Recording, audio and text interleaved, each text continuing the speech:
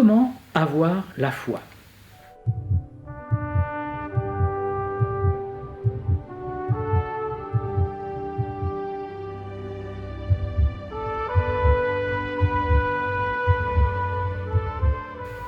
On me demande parfois comment avoir la foi. Est-ce qu'il faut faire quelque chose ou est-ce que ça vous tombe dessus un beau jour sans crier gare? On dirait que certaines personnes ont toujours eu la foi et que d'autres n'arrivent même pas à croire en Dieu. Alors est-ce qu'il y a quelque chose dans le cerveau qui prédispose à la foi? Certains aimeraient dire que oui, mais ceux qui ont la foi sont un peu énervants parfois.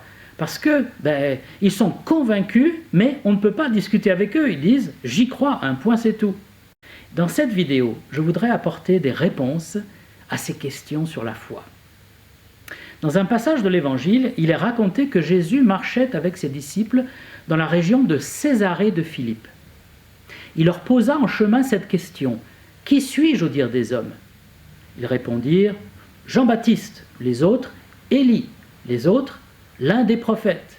« Et vous, leur demanda-t-il, qui dites-vous que je suis ?» Pierre lui répondit « Tu es le Christ, Messie ». Ce qui est frappant ici, c'est la foi entière et convaincue de Pierre. Quoi que peuvent en dire les autres, il dit « Je crois que tu es le Messie ». On voit que Pierre n'a pas une simple opinion sur Jésus, comme la foule, mais il a développé une conviction profonde depuis qu'il marche avec Jésus. C'est vraiment le Messie annoncé par les prophètes et il l'a vu de ses yeux, il l'a entendu de ses oreilles. La Bible définit ainsi la foi. La foi, c'est une façon de posséder ce qu'on espère, un moyen d'être sûr des réalités qu'on ne voit pas. En fait, la foi est un sixième sens. Elle permet de voir l'invisible, d'être certain de choses qu'on ne peut pas discerner avec nos yeux, nos mains ou nos oreilles. La foi voit le monde spirituel, elle voit l'existence de Dieu, l'existence du diable aussi, elle voit la vie après la mort. Celui ou celle qui a la foi est certain de ces choses, même s'il ne peut pas les voir de ses yeux et même s'il ne peut pas le prouver aux autres. Le mot foi est relié au mot fidélité et au mot confiance. Un témoignage digne de foi, c'est un témoignage qui est fidèle à la réalité, qui ne ment pas, qui ne déforme pas les faits. Attention, la foi n'est pas une simple croyance, parce que la croyance est juste une opinion, ou même parfois une superstition sans fondement.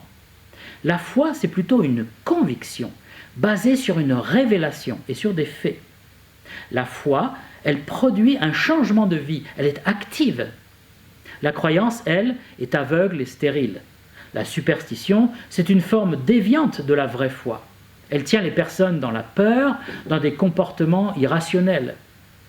La vraie foi biblique, en Jésus-Christ, apporte une paix, une joie et un équilibre de vie.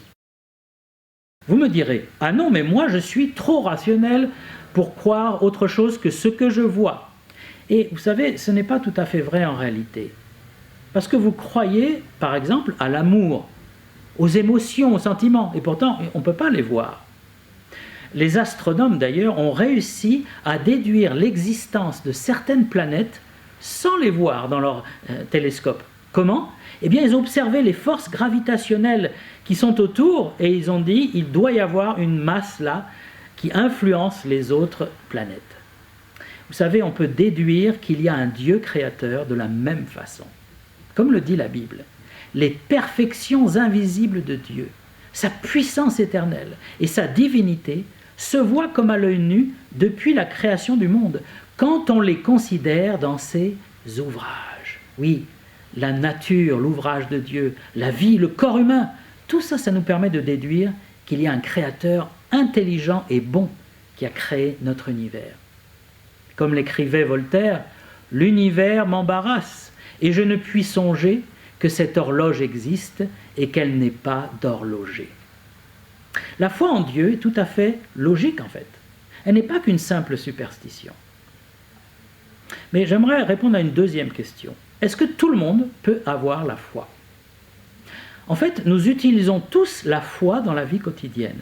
Nous faisons confiance à des personnes ou à des machines tout le temps. Quand je m'assois sur une chaise, eh bien, j'ai foi qu'elle va me soutenir. Quand je monte dans un avion, j'ai foi qu'il va décoller et rester en l'air, et surtout que le pilote saura le piloter. Pour avoir la foi en quelqu'un, il faut quand même connaître cette personne. Il faut la jauger, voir si elle est digne de foi. Et puis après, on peut s'engager. C'est ce qu'on appelle le pas de la foi.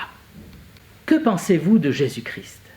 Avez-vous une opinion ou une conviction sur lui? Et moi, je ne vous parle pas de ce que vous pensez de l'Église, des chrétiens, des religions. Non, que pensez-vous de la personne de Jésus de Nazareth? Est-ce que vous le connaissez? Est-ce que vous avez lu un des évangiles au moins? Qui est-il d'après vous? Est-ce que vous pourriez répondre comme l'apôtre Pierre? Je crois qu'il est le Christ, le Messie.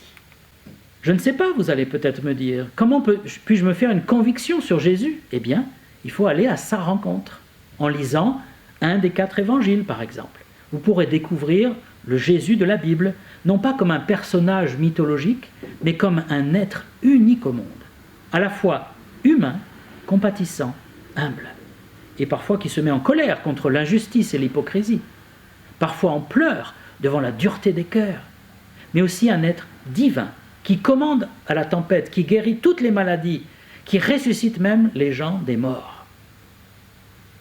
Alors vous pourrez écouter ses paroles et son message, sans concession, sa sagesse qui est à la fois simple et très profonde. Et vous pourrez connaître son amour, démontré par ses actes. Combien de philosophes ont eu des belles paroles, mais leur vie témoignait du contraire. Jésus de Nazareth avait les paroles et les actes. Et puis, peut-être qu'en lisant les évangiles, vous découvrirez son arrestation, son procès injuste, sa condamnation, sa crucifixion, sans qu'il cherche même à se défendre. Et puis, vous terminerez avec ce dénouement inattendu. Jésus qui ressuscite des morts le 3e jour après sa mise au tombeau et qui se montre à des centaines de disciples pendant plusieurs jours. Voilà comment peut naître la foi en Jésus. Il ne s'agit pas d'un flash qui vous tombe dessus un beau matin, mais c'est une démarche que vous faites en lisant la Bible, en lisant les évangiles. Est-ce que vous connaissez M. Blondin? Bon, si vous dites non, ça ne m'étonne pas parce que moi je ne le connaissais pas avant. C'est un funambule du 19e siècle, un Français. C'était son nom d'artiste. Il venait du Pas-de-Calais et il a impressionné les Canadiens et les Américains au 19e siècle. Il fallait le faire quand même. Et qu'est-ce qu'il faisait d'extraordinaire? Eh bien, c'était un funambule. Il marchait en équilibre sur des fils. En juin 1859, il a accompli devant des milliers de spectateurs ébahis la traversée des chutes du Niagara au Canada sur une corde de chanvre de 300 mètres de long. Et il n'a pas fait que traverser. Il traversait à pied, en vélo, avec un réchaud dans la main qui cuisait une omelette, etc. De toutes sortes de manières. Et chaque fois, pour lui, c'était le triomphe. Tout le monde était ébahi de voir son courage. Et puis un jour, il arrive sur son fil avec une brouette dans les mains. Et il dit: « Croyez-vous que je puisse traverser les chutes du Niagara avec cette brouette ?» demanda-t-il aux spectateurs. « Oui !» scanda la foule. « Oui, vas-y !»« Vraiment ?»« Oui !» répète la foule, impressionnée déjà par les précédents exploits du funambule. Finalement, il pose une dernière question. « Alors, puisque je peux le faire, qui veut monter dans la brouette ?» Et là, silence total. Personne ne veut accepter. Un seul va finalement accepter, c'est son manager. Il va le porter sur son dos pour traverser les chutes du Niagara sans tomber. Alors, il y avait beaucoup de spectateurs qui croyaient en Blondin. Ils croyaient qu'il pouvait le faire. Mais il n'y avait plus personne pour s'engager avec lui. Eh bien, il en va de même avec la foi chrétienne. Il y a des millions de gens qui croient en Dieu, en Jésus, mais en réalité, il y en a beaucoup moins qui ont vraiment confiance en lui, qui se sont engagés derrière lui et qui ont eu leur vie changée par lui. Et puis, il y a une dernière question à laquelle j'aimerais répondre. Que faire si j'ai perdu la foi? En effet, et j'ai souvent rencontré en France des gens qui disent « Moi, j'ai perdu la foi dans la religion parce que les religions ont un mauvais comportement, elles ont fait des guerres, des massacres, la pédophilie, il y a des mensonges, il y a de la corruption, on ne peut pas faire confiance aux religions. » et j'ai perdu toute la foi. Et puis, il y a d'autres, ils ont perdu leur foi parce qu'ils ont eu un événement catastrophique, un drame dans leur vie, et ils disent, si Dieu existait, il n'aurait pas permis ce drame. Ça, c'est leur idée. Mais on peut retrouver la foi. En fait, il faut venir à une foi authentique, et pas à une religion. La foi est faite pour nous relier à Dieu. Certains ont perdu leur foi superstitieuse, en fait. Leur foi en la tradition de leur père, de leurs parents, ou leur foi en la religion, ou en foi dans le pape. Mais ça, c'est pas grave. Je dirais même, c'est bien au contraire. Parce que vous pouvez maintenant, vous êtes prêts à avoir la foi en Dieu, en Jésus-Christ. Parce qu'il faut chercher Dieu. On dit bien en français, il vaut mieux s'adresser au bon Dieu qu'à ses saints. Eh bien, faisons-le. Allons à Dieu plutôt qu'à ses saints. Il faut aller à la source de la foi, la Bible, les saintes écritures inspirées par Dieu. Il faut être prêt à accepter la vérité, même si elle ne nous plaît pas toujours. Je reviens toujours au même point. Pour croire en lui, il faut venir à Jésus. C'est lui qui va nous montrer le chemin de la foi authentique. Personnellement, je suis devenu athée, en partie parce que j'ai rejeté la religion dans laquelle j'avais été élevé. Mais ensuite, j'ai cherché la vérité sur la vie, la mort, l'amour, etc.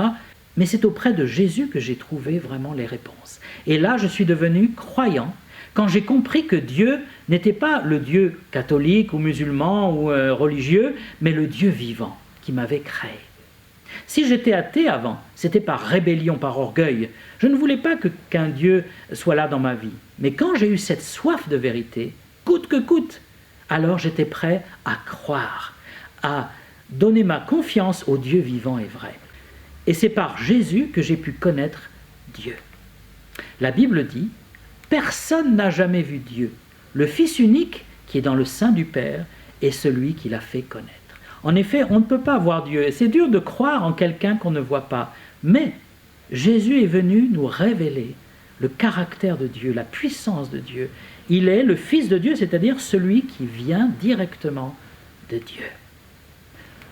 Vous aussi, vous pouvez placer votre foi, votre confiance en Jésus le Messie. Moi, ça fait plus de 30 ans que je l'ai fait et je n'ai jamais été déçu, bien au contraire. Mais bien sûr, au départ, il y a un pas de la foi à faire. Il faut ouvrir son cœur, son intelligence et commencer à lire la parole de Dieu sans préjugés. Ça me fait toujours penser à cette scène du film de Spielberg, Indiana Jones. Le héros, donc, doit avancer dans un précipice. Alors, il possède le manuscrit que son père lui a légué. Et sur le manuscrit, il est dit « Fais confiance, avance ». Et lui, tout ce qu'il voit devant lui, c'est un précipice sans fond. Mais il a foi que son pied sera soutenu parce qu'il a foi en ce que son père a écrit. Même si ses yeux lui disent « c'est le vide ». Alors il avance sans voir et son pied finalement touche le sol. C'était une illusion d'optique qui l'empêchait de voir un petit chemin qui lui permettait de traverser le précipice. Alors vous aussi, soyez prêts à faire ce pas. Vous vous confiez dans la Bible, vous confiez dans Dieu le Père, et vous tomberez sur du solide, je peux vous l'assurer.